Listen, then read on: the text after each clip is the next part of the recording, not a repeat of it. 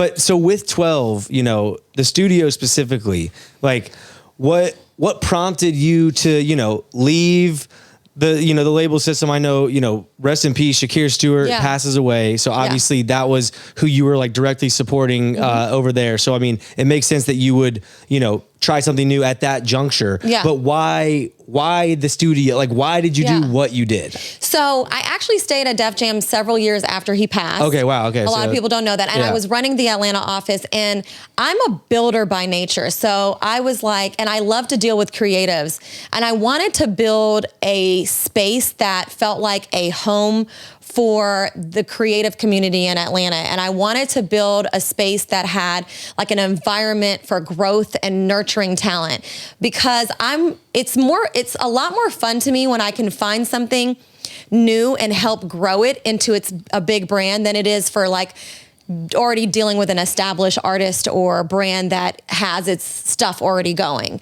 And so I don't know what made me say, listen, I have never recorded a song, like helped do anything on like, I didn't even touch the computer. I never used the microphone in that studio. I didn't know how to build a studio. Yeah. I didn't know how to run a studio. I didn't know. You're not in Pro Tools. Like I had to learn the soundproofing, like the quiet rock walls that you have to build, all the stuff. It was such a big learning curve, and it ended up being great. Yeah. Yeah. But like, so where do you start? Like, okay, you decide you're going to go into this, you know, studio business. You don't know anything about it. Zero. So you're learning as you go, to your point, right? But the thing gets built, then what? Like, you know, it's not build and they shall come, really. It's like you still got to go get them to come into the studio. You still got to get them to come, but that's where my relationships kicked in. Sure. So I never marketed the studio, wasn't advertising, it wasn't open to the public, never open to the public.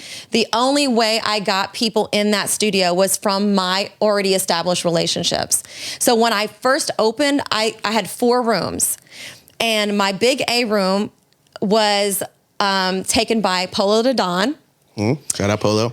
Who was an old friend of mine, and I said, hey, I'm building a new studio. What do you think? I took him when I was doing the blueprint of it, and he came back, and it's funny, the actual A room was called Blueprint. I named it after major albums. Okay. And so he took that room, and then I called Ray Daniels, who had Rock City, and I was like, listen, and they were on the rise at the time. I was like, I want y'all in this space. So he took the Adele room. And then I had KP, who was with Atlantic Records at the time, and he got the Thriller room.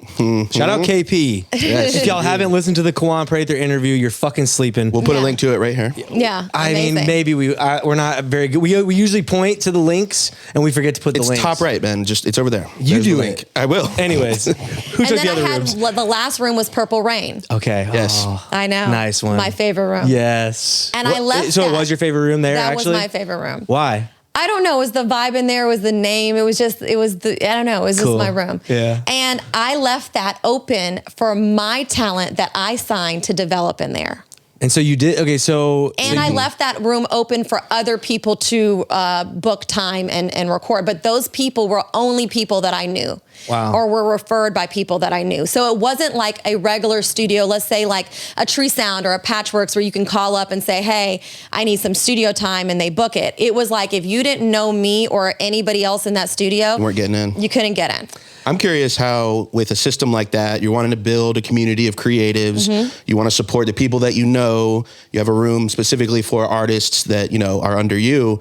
How does that what are the difficulties with also trying to run a business and, you know, make some money out of it at the end of the day? Did you find Oh yeah. What was the business? Had to be hard. What was the business model, I think, is his question. The business model was it not just being a studio. I think if I had just built a studio to build a studio, it wouldn't be so great. It was more about, how do I operate a studio, but also nurture talent, and then these hits are what's going to fund how this operates. So from like what, publishing, management, record deals, publishing deals. It was me taking the writers, producers, and artists that I thought were talented and giving them a space to grow and be great, and then taking those hits, and that was what's was funding, not just the booking of the rooms. Right. That is one source of income, but I feel like what made my studio special. Cause like, listen, I didn't have the greatest equipment. It wasn't the best rooms. They weren't the biggest place. It was that there was this vibe. It was this family environment that people came and they were able to collaborate with people. I made it to where you had to collaborate. And not only did I have those 4 rooms, I had 6 offices in the front where I rented out each office to different executives. So Empire Distribution's first location in Atlanta was at my studio. Ghazi booked that room. Wow. And then Rick Ross and I did a deal to be the MMG headquarters. And then who else did I have? Ray had an office there. KP had an office there. Vince Phillips, the big time attorney, had an office there. So they're all running around in the same building. We're all in the same building. How do you not collaborate in an environment like that? Great. You just ignore them at the coffee pot, like the water cooler. Nothing to see here. Nothing to see here. Man, are you are you taking notes right now? I got chills. No, because we've just talked about wanting to do. It's just awesome to have stumbled across you, because we have always dreamed of and wanted to kind of create something similar. Yeah. Right. Where, we don't want to just be in the studio business where we're just, how many hours can we book? Slinging hours and getting the cheapest engineers and, just booking it out as much as we can, because that's what you have to do.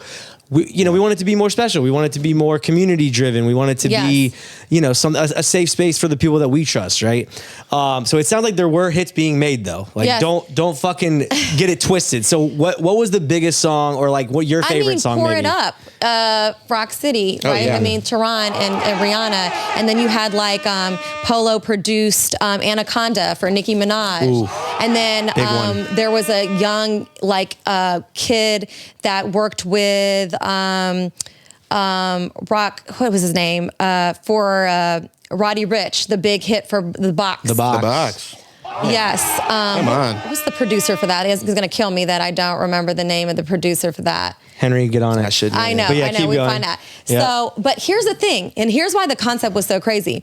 Most studios, the whole point is you want to be secluded in your own space. So when you go to Patchworks, there's an A room and there's a B room. There's a door in between that never gets open. So the A room people who's ever booked in that room is never going to see whoever is booked in the B room. Yeah. My concept was completely opposite of that. It was like when you walk down the hall of 12 studios, you're going to see all these people.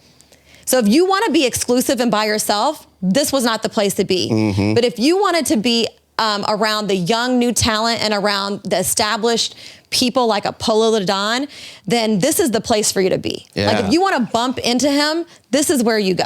Yeah. Was it 30 Rock, but from Eardrummers? 30 Rock, thank you. Sorry. So 30 Rock was in there. Yep. I'm on it. I was going to say, you're quick. Cheese Beats did a lot in there. Yeah. I mean, we had everybody come through. Sure. Pierre Bourne started as an intern there. Whoa. I know. Tell us a story about a young Pierre Bourne. I will tell you the story about young Pierre. Let's go. Did he fuck up a coffee order or something? He definitely fucked some shit up. But so he started as an intern and he became the engineer for Epic Records, who did have a room there for 3 years. Okay. And he used to sleep in my studio. He used to sleep on the couch. He didn't have a place to go. Damn. And I remember one day bills weren't needing to get paid. We were probably behind on people paying us on some stuff. And I had wrote him a check and I was like, don't cash this check yet because it's not there. Shit's bouncing, bro. He went and cashed it anyway. Oh, Pierre. Fucked my whole shit up. Oh no. And I had to it was a whole thing, but he learned how to be a great engineer and producer in 12. Wow. And he will credit me for that. That's fire. And that space. Wow. That's fire. And now he's taxing was it Trippie Redd said 100K, 120K or some shit? Yeah. Damn, Pierre, you came up, bro. Yeah. Sleeping on 12's couch. But I had everybody in there. Future came through there, Young Thug, Usher. I saw a caption on one of your posts. I think you'd said who all had slept here. It was that kind of vibe, right? Yeah. Oh yeah, because everybody spent the night there. I mean, there were people living there. I'm like, they should have been paying me rent. Yeah, that's what it sounds like. It was literally it was the place to be. It was a very special time. I love that place.